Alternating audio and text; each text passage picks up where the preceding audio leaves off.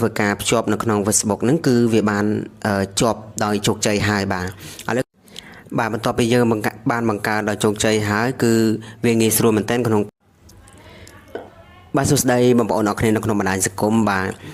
នៅក្នុងវីដេអូនេះគឺខ្ញុំមកបង្ហាញបងប្អូនតាក់ទងទៅនឹងការបង្កើតនៅ Master Post បាទ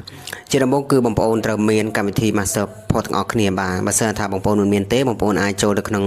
App Store ឬក៏ Play Store មកដើម្បីធ្វើការ download នៅកម្មវិធី Master Post បាទឥឡូវគឺខ្ញុំចូលទៅក្នុងកម្មវិធី Master Post បាទហើយបងប្អូនអាចចុចពាក្យ Post PE ក៏បានហើយនិង Post Video ក៏បានបាទឥឡូវគឺខ្ញុំយក Post Video បាទ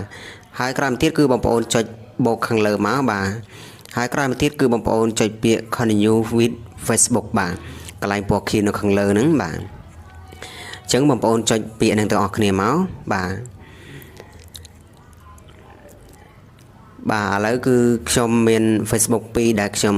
clone វាបាទឥឡូវគឺខ្ញុំចូលក្នុង Facebook របស់ខ្ញុំហើយបាទ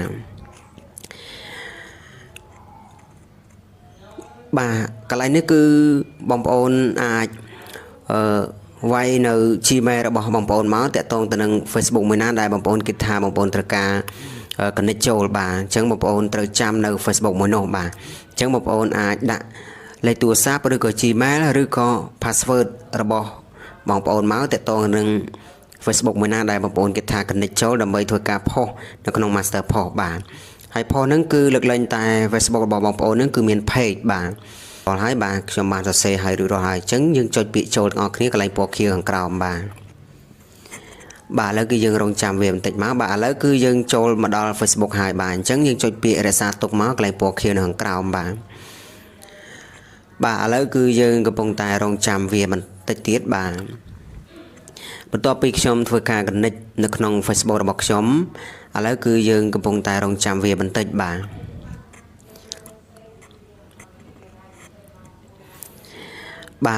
ឥឡូវគឺយើងចុចបន្តទៀតបាទចុចពាក្យបន្តមកខាងក្រោមកន្លែងពណ៌ខៀវហ្នឹងបាទជា page របស់បងប្អូនមានច្រើនគឺបងប្អូនអាច connect វាទាំងអស់ឬក៏បងប្អូន connect យកតែ page មួយណាដែលបងប្អូនគិតថាត្រូវការ post នៅក្នុង Master Post បាទអញ្ចឹងបងប្អូនអាចគ្រីសយកមួយឬពីរក៏បានដែរឬក៏បងប្អូនចុចពាក្យជ្រើសរើសទាំងអស់ក៏បានដែរបើសិនថាបងប្អូនត្រូវការទាំងអស់បាទអញ្ចឹងយើងចុចពាក្យបន្ទាប់មកបាទក្រោយទៀតគឺបងប្អូនចុចពាក្យបន្ទាប់ទៀតបាទកន្លែងនេះបងប្អូនអាចមើលព័ត៌មានបន្ថែមទៅបើសិនថាបងប្អូនចង់មើលតែបើថាបងប្អូនមិនចង់មើលទេក៏យើងចុចពាក្យរក្សាទុកទៅបាទកន្លែងពណ៌ខៀវនៅខាងក្រោមបាទឥឡូវគឺយើងចុចពាក្យយល់ព្រមបាទឥឡូវគឺយើងបាន connect ចូលនៅក្នុង Facebook ហើយរួចរាល់ហើយបាទអញ្ចឹងកម្មវិធី Master Post ដែលយើងធ្វើការភ្ជាប់នៅក្នុង Facebook ហ្នឹងគឺវាបានជាប់ដោយជោគជ័យហើយបាទឥឡូវបន្ទាប់ពីយើងបានបង្កើតដោយជោគជ័យហើយគឺវាងាយស្រួលមែនទែនក្នុងការ post មែនទែនបាទហើយក្នុងការ post ហ្នឹងគឺងាយស្រួលសម្រាប់ Master Post បាទហើយតកតងទៅនឹងកម្មវិធី Master Post មួយនេះគឺវាងាយស្រួលក្នុងការបង្កើតកាលពី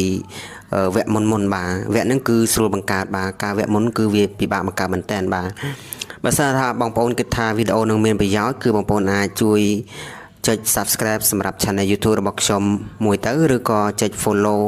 Page ម្នាក់មួយដើម្បីទទួលបាននៅវីដេអូថ្មីៗបន្ថែមទៀតអំពីខ្ញុំផងដែរបាទយើងនឹងជួបគ្នានៅវីដេអូក្រោយទៀតផងដែរបាទសូមអរគុណច្រើនសម្រាប់ការចូលទស្សនារបស់អ្នកទាំងអស់គ្នានិងការ share ចែករំលែកទៅកាន់មិត្តភ័ក្តិដទៃទៀតបាទសូមអរគុណបាទ